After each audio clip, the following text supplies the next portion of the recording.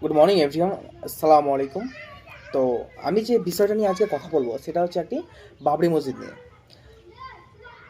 তো তোমরা সবাই জানো যে বাবরি মসজিদ 6 ডিসেম্বর কিন্তু তার শিলান্যাস হয়েছে। তো আমি এই কথাটা বলবো যে বিভিন্ন যে রাজনীতির মুখে আমি হুমায়ুন কবির মহাশয়কে আমি ধন্যবাদ জানাই যে তিনি যে বাবরি মসজিদ নির্মাণ এর কাজ শুরু করেছেন, তাকে আমরা সবাই ধন্যবাদ জানাই।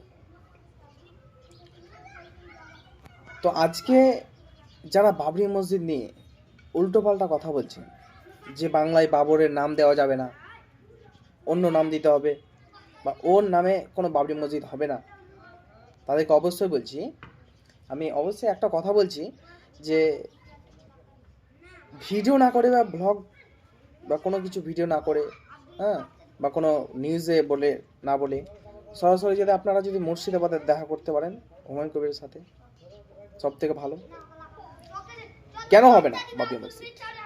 বাবরি মসজিদ হবে না তো হবে না, কেন হবে না? সব জায়গায় হবে, রাম মন্দির হবে, রাজনাথ মন্দির হবে, সব হবে, মন্দির হবে, মসজিদ হবে না। কেন হবে না মসজিদ? বাবরি মসজিদ বাবরের একটি ঐশ্বর্য, যেটা ফিরিয়ে আনবেন আমাদের ভরতপুরের বিধায়ক হুমায়ুন কবির। তো অবশ্যই কাজ শুরু হয়ে গেছে, এবং তোমরা সবাই জানো যে বাবরি মসজিদের জন্য অনেক টাকা উঠেছে, হাজার হাজার কোটি টাকা, এবং যে ব্যাংকে ঢুকেছে সে ব্যাংকেও কিন্তু লিমিট ক্রস করে গেছে। তো ধন্যবাদ জানাই, সালাম জানাই আমাদের ভরতপুরের বিধায়ক হুমায়ুন কবিরকে।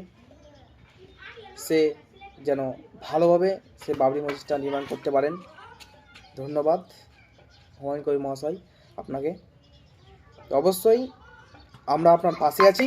মুসলমান ভাই, সারা ভারতবর্ষের মুসলমান বা গোটা বিশ্বের মুসলমান আপনার সঙ্গে আছে এবং সঙ্গে থাকবেই, কারণ আপনি একটি মসজিদ নির্মাণ করছেন, যেটা বাবরের ঐশ্বর্য, যেটা বাবরি মসজিদ। আমরা সবাই আপনার সঙ্গে আছি। আপনি নির্বিঘ্নে করতে পারেন বাবরি মসজিদ।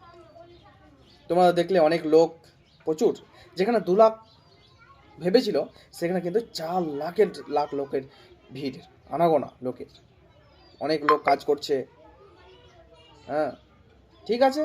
তো এই বিষয় নিয়ে বললাম।